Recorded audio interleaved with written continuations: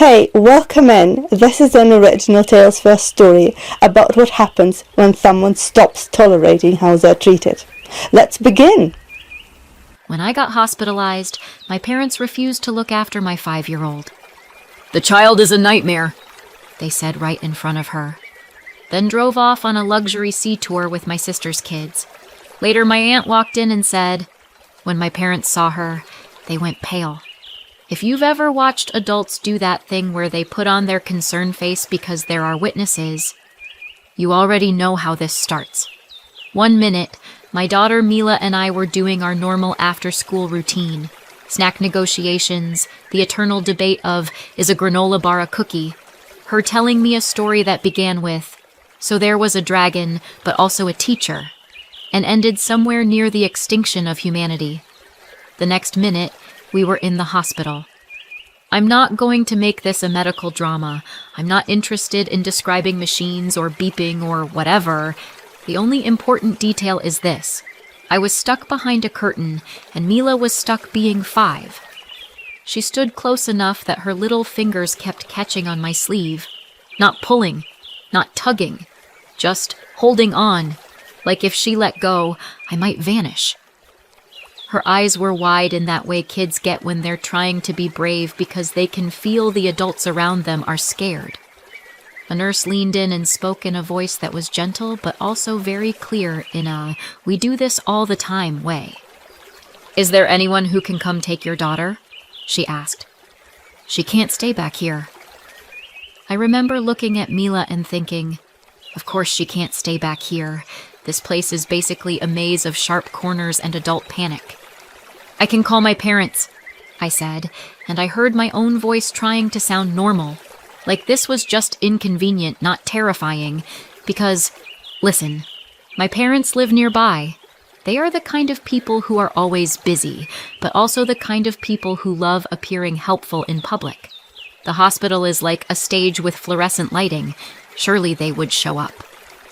I gave the nurse their numbers. Mila pressed closer to me and whispered, "Are we going home soon?" "Soon," I said, because that's what moms do. We say soon like it's a magic spell. The nurse stepped out, made the call, came back and said, "They're on their way." Mila exhaled like she'd been holding her breath with her whole body. "Grandma's coming?" she asked. "Yes," I said. "Grandma and Grandpa." Mila nodded so hard her ponytail bobbed. Then she climbed onto the chair beside the bed and folded her hands in her lap like she'd been instructed by an invisible teacher to be good. That's the thing about Mila. She's not a nightmare. She's sensitive. She's intense. She feels things with her entire face. But she tries so hard. And honestly, the only nightmare in that room was the growing realization that I could not physically protect her from what was about to happen. My parents arrived about 40 minutes later. I know because Mila kept asking, "How many minutes now?" And I kept glancing at the clock like I could make time behave if I stared hard enough. The curtain swished. My mother appeared first, face arranged into a concerned expression like she'd practiced it in the mirror. My father came in right behind her, scanning the room like he was checking for cameras. Mila practically launched herself off the chair. "Grandma!" she cried, and ran to my mother like she was an answer. My mother bent down and opened her arms. She hugged Mila, tight, theatrical. The kind of hug you give when you want the world to know you're hugging. "Oh, sweetheart," my mother cooed, and then she looked past Mila at me. "Tessa, what happened?" I tried to sit up and failed. I tried to smile and failed. I tried to keep my voice calm. "I need you to take Mila," I said, "just for tonight. I don't know if they're keeping me." There was a moment, just a heartbeat, where I truly believed she would say yes, because this is a normal request. This is what families do. This is what grandparents do. My mother's expression flickered. Not concern, calculation. Then she did a little laugh. Light, breezy, the kind of laugh adults do when they want to make something feel smaller, more manageable, more not their problem. "Oh, Tessa," she said, and she didn't even lower her voice. She said it right there in front of Mila, like Mila was a lamp, like Mila was furniture. "She's a bit of a nightmare. You know what she's like." Mila heard it. You could see it hit. Her shoulders went in. Her face went blank in a way that made my stomach drop. She didn't cry immediately. She just froze, like her little body was deciding whether it was safer to disappear. I felt something snap inside me. Not rage exactly. More like clarity. "Don't say that in front of her," I said. I kept my voice steady because Mila was watching me.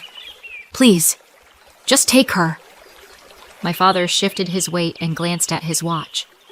"We can't," he said. Just that. No apology. No explanation. Like I'd asked him to water my plants. I stared at him. "What do you mean you can't?" I asked. My mother sighed. Her eyes darted toward the nurse's station beyond the curtain as if she wanted to keep her image intact. "We're busy," she said.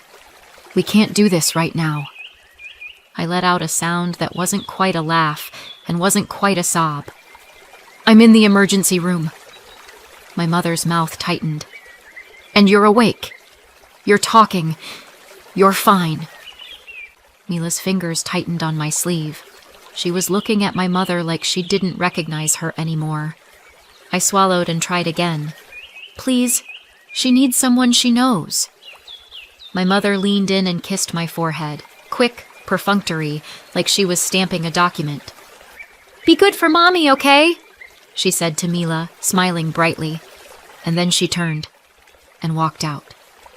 My father followed, without Mila. For half a second, I didn't move because my brain genuinely refused to accept what my eyes were seeing. It was like watching someone commit a social crime in slow motion. Like surely someone would stop them. Surely an alarm would go off. Surely the universe would correct itself. But the universe did not.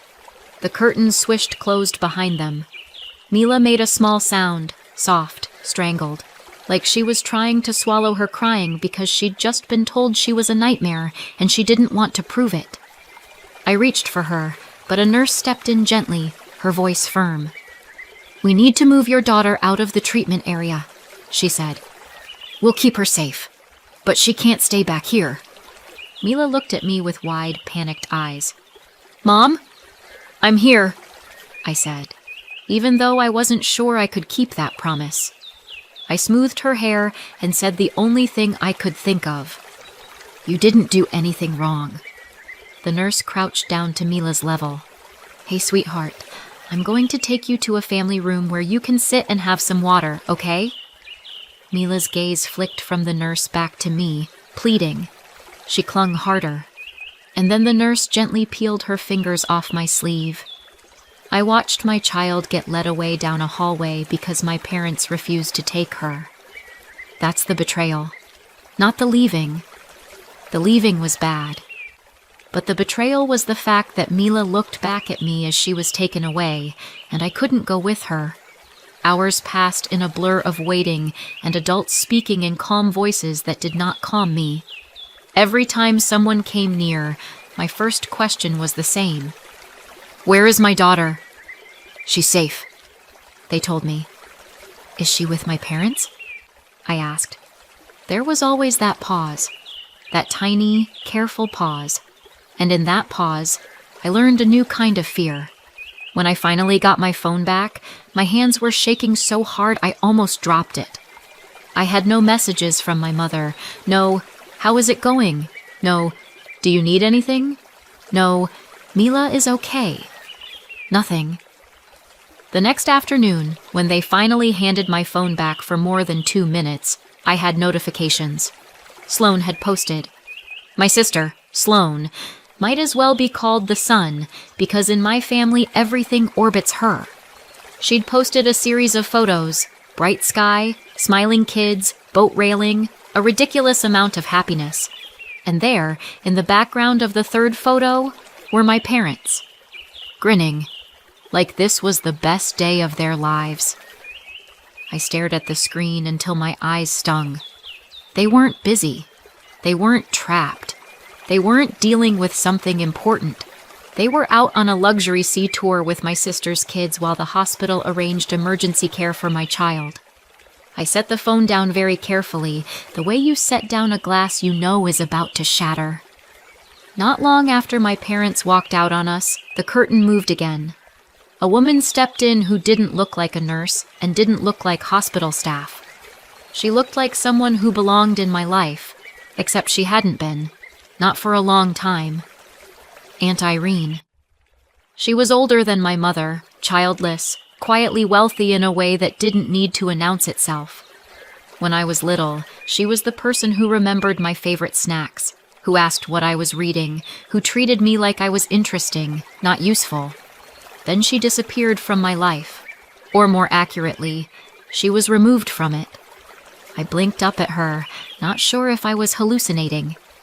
She just looked at me and said, "Where is Mila?" At the time, I didn't know how she'd found us, or what her presence was about to set off. If Aunt Irene showing up felt like a plot twist, it's because my family has always been very committed to the art of selective reality. Example, my childhood. I brought home an A+ paper once. I slid it onto the kitchen counter like I was presenting evidence in court. My mom glanced at it and said, "Nice." Then she called out, loud enough for the neighbors to hear, "Sloan, come here, honey. Tell your sister what happened at lunch today."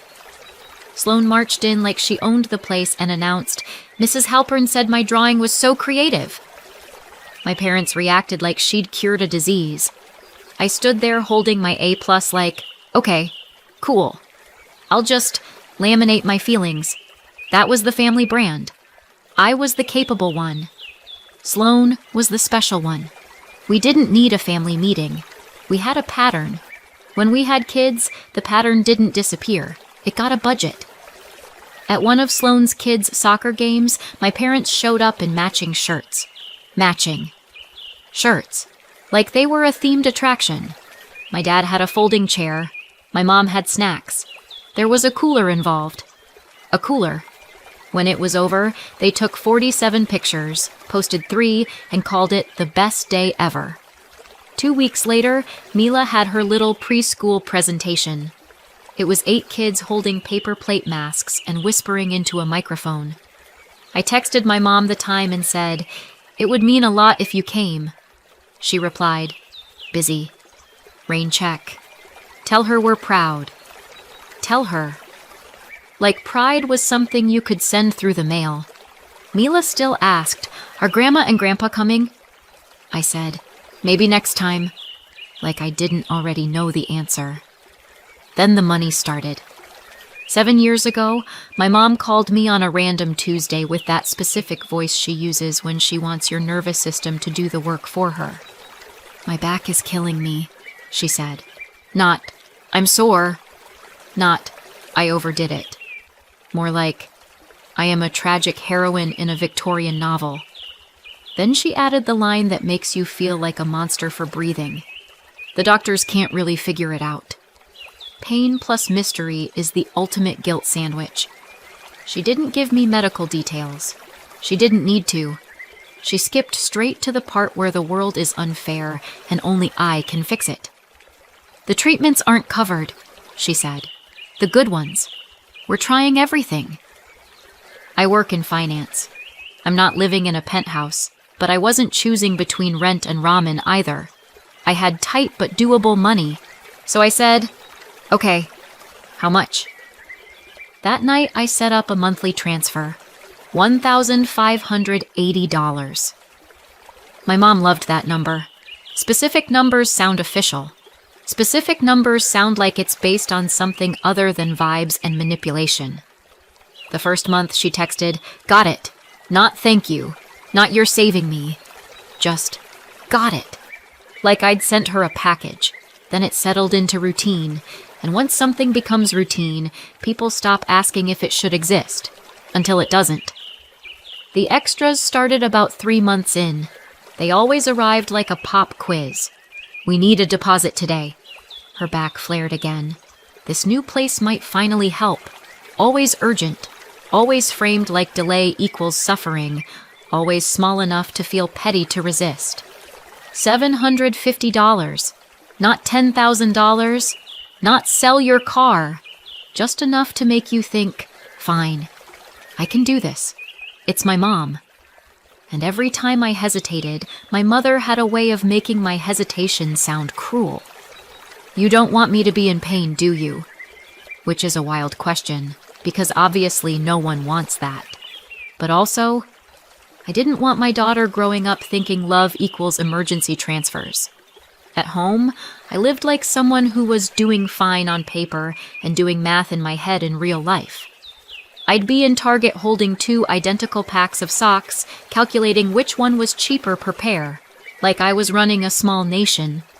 Mila would point at a toy and say, "Can I have that?" And I'd say, "Maybe for your birthday," while my bank account quietly funded my mother's treatment and my sister's entire personality. Meanwhile, my parents still found money for things that didn't look like pain.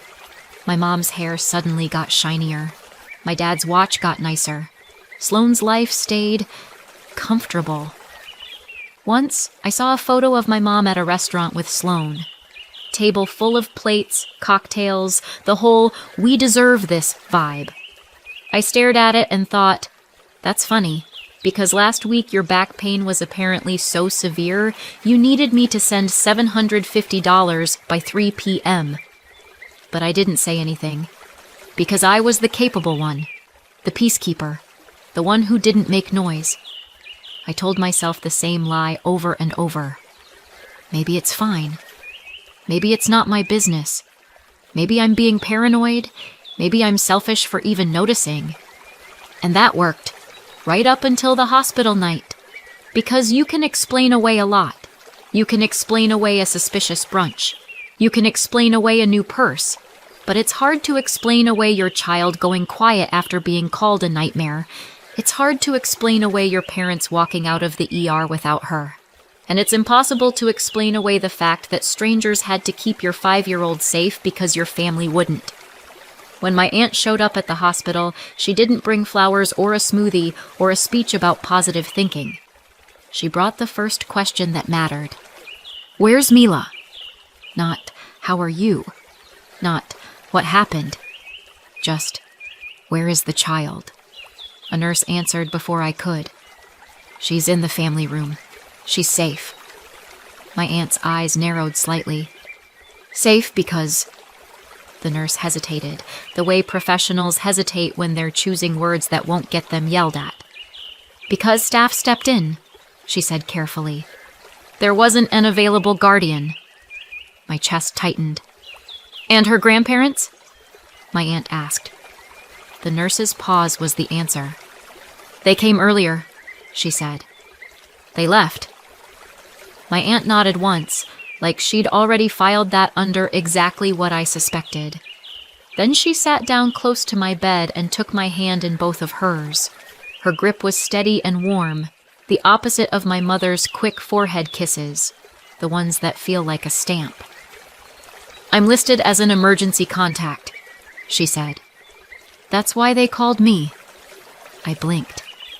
"I don't remember." "You put me down years ago," she said gently. "Probably a school form. You knew who would show up." That sentence should have been comforting. It was. It was also humiliating in a way I can't explain without sounding dramatic, like I'd been quietly preparing for this kind of betrayal without admitting it to myself. Before I could speak, the curtain moved again.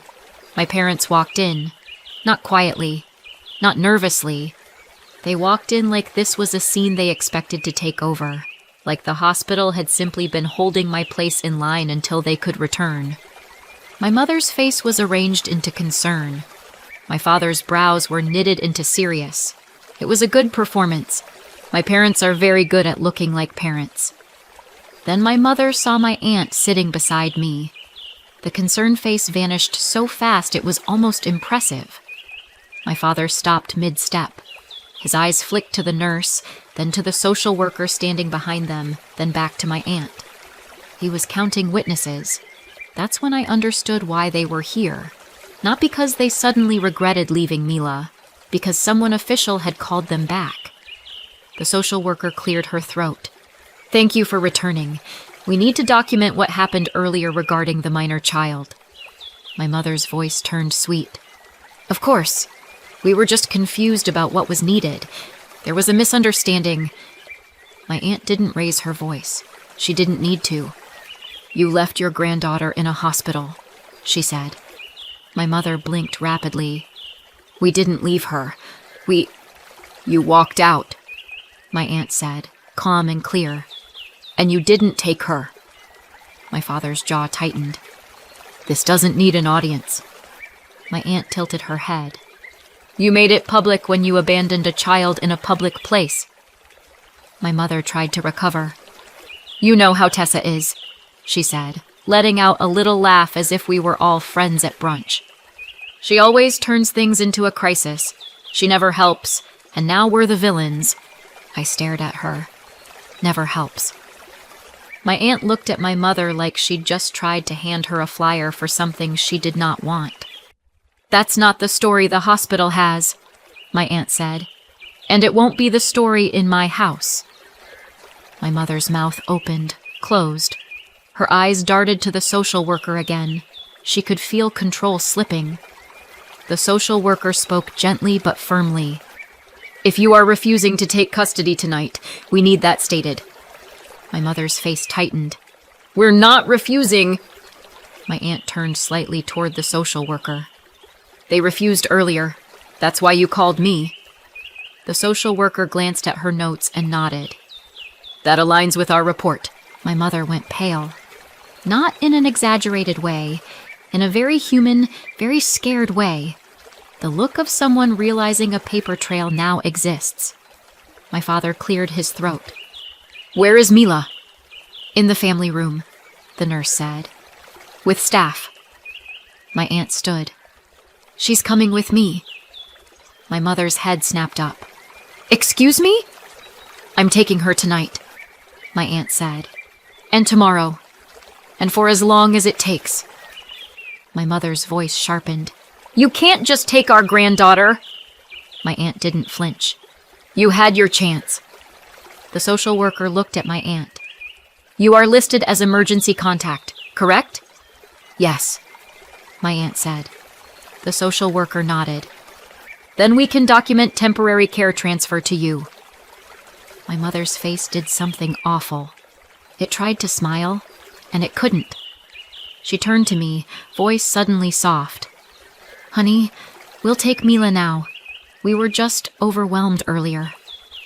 I heard, as if it echoed off the hospital walls, "The child is a nightmare." I didn't answer. My aunt asked the nurse to bring Mila in. When Mila walked in, she didn't run to anyone. She moved slowly, like she didn't trust the room anymore. She looked at me first, then at my mother, then back at me. My aunt crouched to her level. "Hi, sweetheart," she said. "I'm going to stay with you tonight." Mila's eyes widened. "Are you taking me?" "Yes," my aunt said. "Your mom's going to be okay, and you're going to be safe." Mila looked at me like she needed permission. I nodded, throat too tight to speak, and Mila leaned into my aunt like she'd been holding her own weight for hours and was finally allowed to stop. My mother made a small sound like she wanted to argue. The social worker didn't even look up. "This is documented," she said. My parents left. Again. And this time the room didn't feel emptier. It felt cleaner. After Mila left with my aunt, the room went quiet in a way that should have felt peaceful. It didn't. It felt like someone had turned the volume down on my life and left me alone with the part I'd been avoiding for years. I stared at the ceiling and tried to rest, but my brain kept replaying one moment on a loop. My mother saying, "The child is a nightmare," like it was a joke, like Mila wasn't standing right there. I didn't see my aunt again that night. That made sense. Mila needed an adult. I needed stitches in my life, not conversation. The next morning, when the hospital finally let me sit up without hovering staff nearby, my aunt walked in again. She looked tired. Not fragile tired. Determined tired. The kind of tired you get when you've been up with a child who isn't yours, but is trying very hard not to cry. She sat down, exhaled, and said, "Mila fell asleep holding my hand." My throat tightened. "Was she okay?" "She was scared," my aunt said simply. "But she's okay. She's safe." Then she paused, and her expression shifted into something almost awkward, like she was about to say something she didn't like saying. "I need you to know something," she said. I braced myself. "They've been talking about you for years," my aunt said. "Your parents. Not loudly. Not in a way you could point to and prove. Just little comments. Little stories." My stomach dropped. "What kind of stories?" My aunt looked at me, steady. "That you don't help them. That you're selfish. That you're too busy. That you make everything difficult." I stared at her. "And," my aunt added, voice tightening slightly, "even if that were true, it still wouldn't excuse what they did last night. You don't abandon a child. You don't say things like that in front of her and walk away." For a second, all I heard was the phrase, "even if that were true." I blinked. "What do you mean, even if that were true?" My aunt frowned. "I mean, that's what they've said. I'm not saying I believe it now. I'm saying it doesn't matter. It's still not okay." I sat there, staring at her like she'd spoken a different language. "They told you I don't help them?" I repeated. My aunt nodded once. "Yes." Something in my chest went cold and sharp. "I've been sending them money every month," I said, and the words came out flat, like my mouth didn't belong to me. "For years." My aunt's face didn't change right away. She just looked confused, like she was waiting for the punchline. I swallowed. "A monthly transfer. $1,580. My aunt went very still. "Tessa." "I thought it was for my mom's back pain," I said. "Treatments. Things insurance wouldn't cover. That's what they told me, and then there were extra payments when she was flaring or when there was a deposit due." My aunt's mouth parted slightly. She didn't speak. She just stared. And that stare did something to me, because suddenly I realized how absurd it sounded out loud, how unbelievable it would be to someone who'd been told the opposite story for years. "You don't believe me," I said. My aunt's eyes snapped to mine. "I'm trying to process it." "I know," I said, and my voice shook. "I know how it sounds. That's why I didn't want to say it. That's why I didn't want to add it up." My hands were trembling as I reached for my phone. Not because she demanded proof, because I needed her to see it with her own eyes. I needed someone to see it. "I can show you," I said quietly.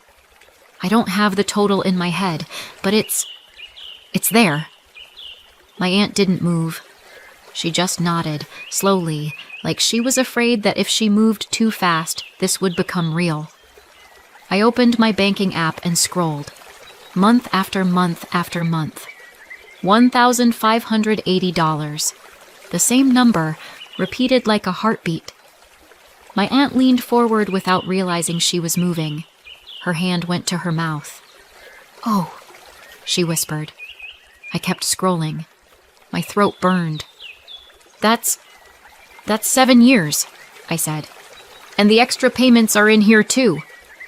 My aunt's jaw actually dropped. Not in a dramatic way, in a stunned, quiet way that felt worse than shouting. "They told me," she said slowly, like the words hurt to form, "that you never supported them, that you wouldn't help at all." I laughed once, sharp and bitter. "Apparently I'm selfish and also an ATM." My aunt stared at the screen again, then up at me, and something changed in her face.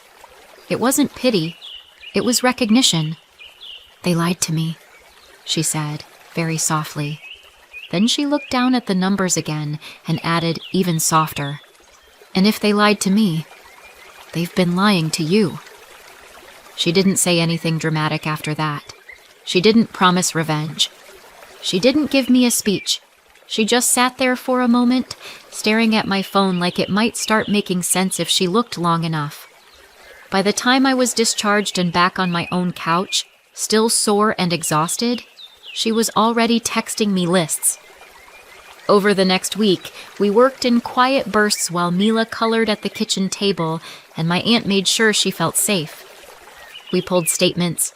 We gathered screenshots of the urgent texts. We lined up dates. We didn't need drama. The pattern was dramatic enough. Then my aunt hired a forensic accountant and a private investigator. Not to break into anyone's bank.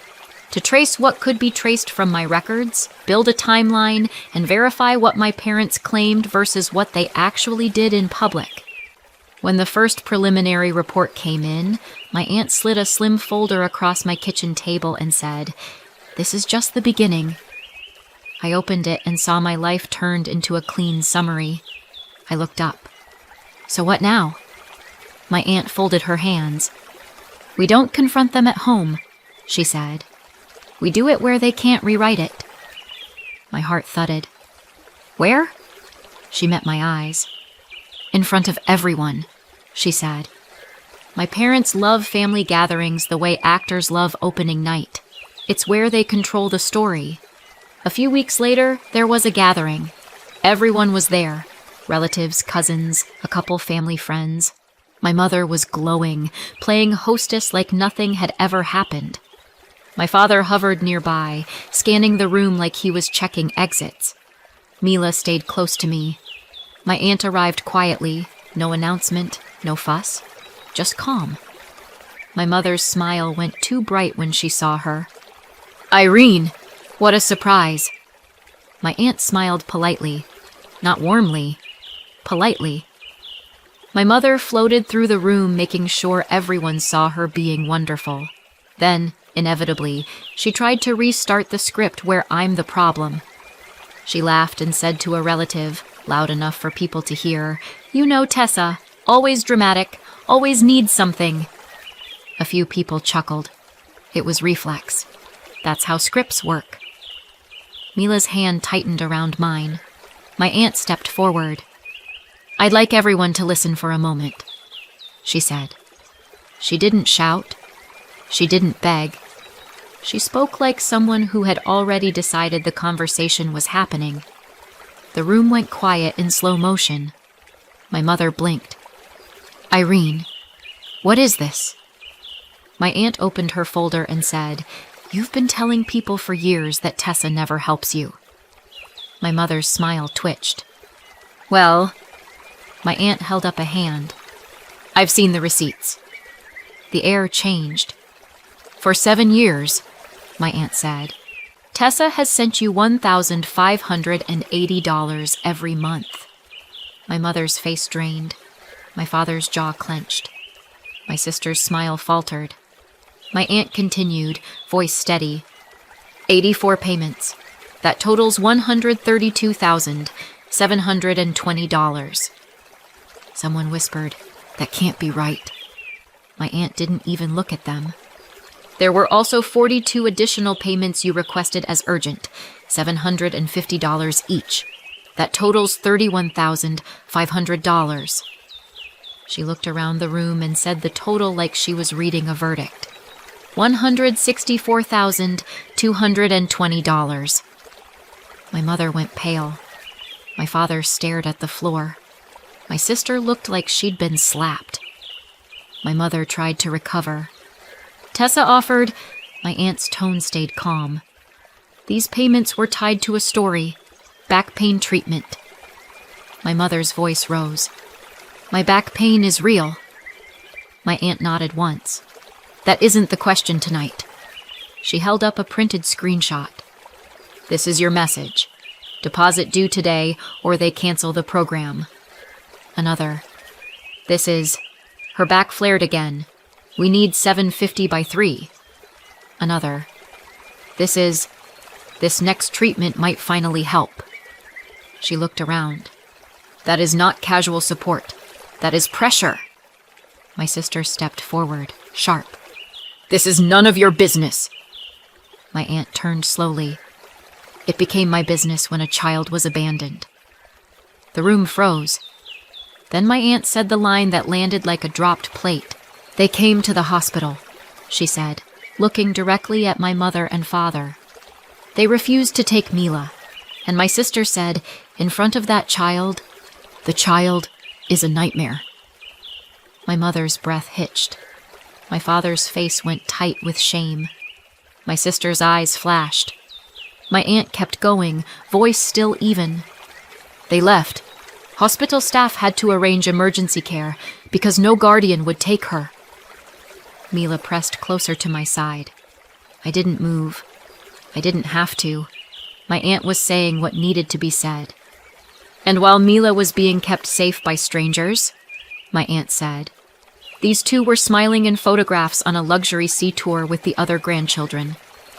My mother whispered, "We were busy." My aunt's eyes sharpened. "You were on a boat." Silence. The kind that makes your ears ring. My aunt closed the folder gently. Then she said, "I am updating my trust. Effective immediately." My mother made a small sound, like her body tried to argue before her brain could find words. My father's face tightened with fear. My sister went still. My aunt's voice stayed calm.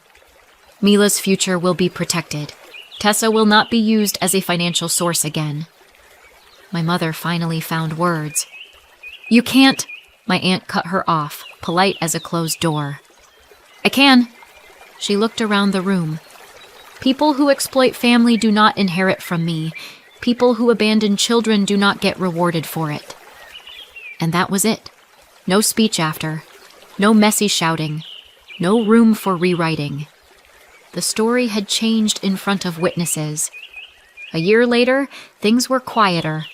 Not magically healed, not perfect. Just quieter in the way life gets when you stop feeding the chaos. And I didn't just cut them off. I decided to sue. Not because I wanted a dramatic revenge arc. Because once I saw the pattern, I couldn't unsee it. The money I sent for back pain treatment didn't line up with reality. It lined up with luxury trips, expensive outings with my sister's kids, and the kind of presents you buy when someone else is paying. My aunt recommended a lawyer who didn't get distracted by tears or offended outrage. The kind of lawyer who likes calendars, screenshots, and numbers. We didn't try to prove every single payment was misused. We couldn't. 7 years is a long time, and treatment is a convenient word when you want things to stay vague. But we proved enough. Enough messages tied to deposits and urgent appointments. Enough dates that matched spending, not care. Enough inconsistencies that the story my parents sold me stopped sounding like bad luck and started sounding like a system. So we pushed. And we won enough to matter. I recovered $68,000. $40,000 came as a lump sum. The rest came the slow way. $700 a month for 40 months. Every deposit felt like proof I wasn't crazy for trusting my own eyes. After the hearing, we went no contact except through the lawyer. Not for punishment, for protection, for Mila, for me. And then something unexpected happened. Life filled in the space they left. My aunt became a constant. Sunday visits, quiet dinners, someone who asked Mila questions and actually listened to the answers, someone who never made her feel like she had to be smaller to be loved. She set up trust funds too, simple and solid, the kind of planning that says you're safe and you're not alone. Sometimes, late at night, I still think about how far it went and how long I let it go on. And I wonder if I did the right thing, or if I went too far. What do you think? Did I do the right thing, or did I go too far? Let me know in the comments and subscribe for more.